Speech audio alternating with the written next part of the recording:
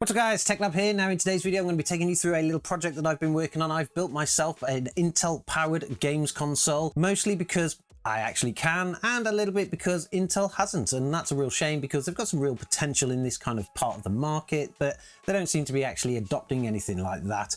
I absolutely love small PCs. I come from a console background and I love the size of a console, but I love the power and flexibility of a PC. So this is actually going to make a pretty decent halfway house here. And of course, to be able to do that, you need to keep things small. And I've actually used this case here. This is the Fractal Node 202. I've wanted one of these cases for a very long time now, but they've always been really expensive. Everything that's small is usually really expensive, except recently, one of the local e-tailers to us has actually had this case for sale for around, well, it's just under £40 really, and that is an absolute bargain. I just couldn't refuse it. I had to pick it up, and that's exactly what I did. It makes a perfect console-based case that you can store away underneath the TV, and it's going to look amazing too. Like I say, this system isn't without its issues, but when it comes to the internal components, we've gone a little bit older than the latest generations, and that's because that's really where the best bang for buck is.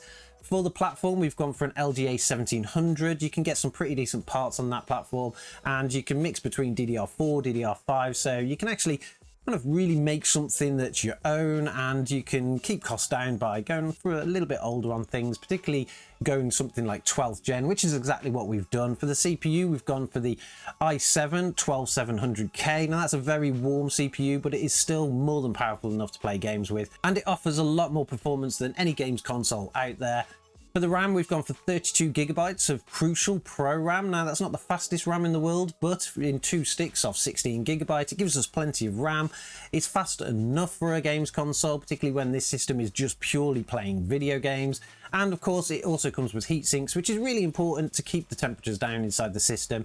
We've also gone for a 1TB Crucial P5 drive, and that is a drive with a heatsink as well. Again, really super important, although I probably could have gone a little bit bigger on that drive, particularly if I wanted to kind of install as many games as I wanted. But the case will support a SATA drive. Unfortunately, the motherboard I've got only supports one NVMe drive, so that's what we're sticking with, particularly for the OS drive. And of course, we could fit something like a SATA drive if we really needed to. For the graphics card, we've gone a little bit older as well. Instead of opting for something like the B580, which is their latest and most powerful graphics card at the time of recording this video, we do have one, but it is currently in testing. I've decided to go for the Intel Arc A770, and this is purely down to the fact that this thing comes with 16GB of VRAM. It is nearly as fast as the 580. I believe we're still finishing the testing on that, so hopefully the performance will still stand, but having that extra VRAM will really help with those super modern titles. Now, all of this together does make a really cool kind of system here. The motherboard comes with Wi-Fi, it comes with Bluetooth, it comes with everything a games console can come with. It is also as small as a games console, pretty much the modern consoles anyway, because they're getting bigger and bigger, which is a little bit strange, but at least it gives us the opportunity to do this kind of thing. But the most important thing, of course, is how it actually games. So the game we're going to be testing today is, of course, Indiana Jones. It's probably the last game that I really played in kind of any kind of effort really on my own home system, and of course I want a system like this to be able to replace something like that. It is an extremely demanding game, and the parts inside of this probably will struggle a little bit even in the normal circumstances, but what we'll do is we'll head over to the options and we'll show you what we've got configured. Under the video settings, we've currently set to a 1440p resolution. That is generally where I play my games, particularly AAA titles. I'm happy with a 60 FPS experience for the most part, so that's pretty good for me. If we pop down to the graphics settings, we've got things turned off like the motion blur. I hate that kind of stuff, so we're going to kind of replicate the way that I would actually play games. We've turned off film grain. That's really super annoying as well. And then when we go to the graphics quality, we're currently set in a medium. There's no help here from anything like FSR or anything like that, although we do know games consoles are very highly upscaled to be able to get this kind of performance. So let's head over into the game and see what kind of performance we actually get. At the moment, our average is sitting right up here at 400, which is not true at all because, of course, that is including the menu. We haven't reset the stats here, but we can see the live stats here is around 77, 78 frames per second. Now, the game on a controller, which I also play with, looks pretty good. It works pretty good. We're probably going to get a little bit of fluttering on the screen here because we've got no VSync enabled. I will normally enable VSync and at least restrict the FPS down to 60 FPS, but so far everything is running smooth. The game looks absolutely fantastic. We are using 99% of our graphics card at the moment, with only 46% of that CPU. Like I said before, it's probably a little bit too much. It's probably too overkill for a system like this, and I'm sure we'll get into more detail about that later. But so far, everything is running great. We're currently getting 60 frames per second. It's just dipped down now to 54. So the more things that are happening on the screen, the more we can see the performance dip a little bit.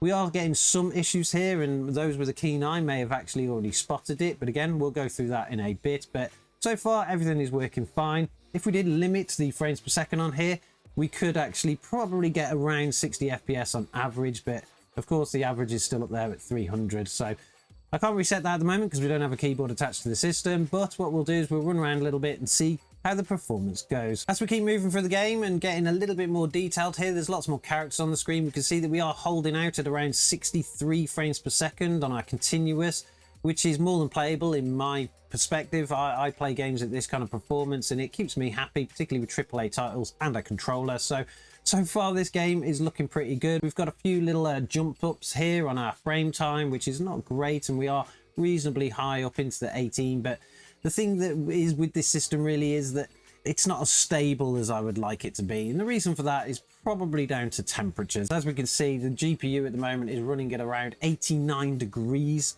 It probably will go over 90 as the system warms up a bit. It's getting a little bit loud now, so it's really authentically sounding like a games console. The last games console I had was a PS4, really. I didn't play much on a PS5, but the PS4 was really loud, and so was the Xbox One as well.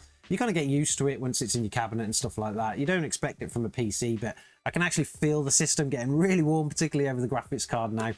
The CPU is running at 74 degrees, which is, again, is not ideal, but we do have a tiny little cooler on there. So if we can just maintain some of these temperatures for a bit, there you go, graphics cards hit over 90 degrees at the moment. That's not optimal. We do need to probably do something about that. But so far, the game is running okay. This is probably typically the kind of performance you would get off of a games console, although we are running in native, so we probably could bump that up a little bit if we do some kind of FSR or XESS. So let's head over to the options. Let's see what is actually available in this game. If we head all the way down the menu, we've got to the graphics quality setting. I believe it's underneath here. So we've got full path tracing, which we're not going to test, particularly on this graphics card. We are currently native scaling here. There's nothing actually going on, so we'll change that. FSR does not support widescreen. That's fine. We'll switch to widescreen. Game always does that for some reason. We'll go over to FSR. Think what have we got here? So we do have XESS, probably best to go for that, particularly if we are using an Intel based system. It's currently set on an auto super resolution, but what we're going to do is we're going to set it to an ultra quality. Let's see if we can just boost that frames per second up a little bit, and that should be working now. So we are currently running now at around 60 FPS, so XESS hasn't really done a lot, to be honest. It hasn't really changed the quality of the picture. Things are not running any smoother than they were before, so XESS is probably not the best option to go for, but see if we can change it to FSR. Sometimes I have good luck with FSR. It'd be a shame on an Intel-based system to go for FSR, but let's go over to it anyway. We do have that capability when we're building a console-sized gaming PC, because obviously it's still a PC after all. We'll just head over to FSR now. We'll leave it on a balanced setting. We'll see what happens with the balanced setting. As we can see, FPS did jump up there to around 80. We're still in the high 60s, but it is dropping slowly down to 63, 61, 65. So performance is a little bit better with FSR, although our frame time has increased a little bit, so it's probably not going to get as good of experience there. But here we go, Indiana Jones and the Great Circle running at 1440p with a medium preset, looking fantastic on my Intel-powered, Intel-based games console. Now, some of you may have actually spotted through that live testing the issues with this system. Some of you may not have done, but let's take a look at some results of some other games. I did some benchmarking across kind of the games that I played the most over the last 5 years to see if it could have actually, a system like this could have actually replaced my normal PC. And let's see if you can spot the problems with those results as well. Now, the parts in this system are pretty capable, and when it comes to the older titles, you actually get a pretty decent performance here. We tested all of the games in 1440p with a high preset, with no FSR or any kind of upscaling, because this is generally where I play. And for games like Back 4 Blood, you will get an average of around 128 frames per second with a 1% low of 65. That is providing a pretty decent 60 FPS experience there, although the averages are what I would class as a high FPS experiences. But again, I would lock that down to 60. As long as my 1% lows were over 60, it would provide a pretty smooth experience. We saw similar results across things like Dead Island 2, getting around 94 frames per second on average with a 1% low of 64. Dying Light 2, another favourite of mine, which actually performed very well. I didn't expect it to perform as well as it did, but we got an average of 75 frames per second with a 1% low of 59, just on the borderline there of a pretty smooth 60 FPS experience. Hogwarts Legacy was another game that I played a lot of, and again running it at 1440p with a high preset, we only just managed to scrape 54 frames per second on average with a 1% low of 36. And then when we moved on to super demanding games like A Plague Tale Requiem, Robocop Rogue City, Space Marine 2, these are much newer titles now, the system really did struggle.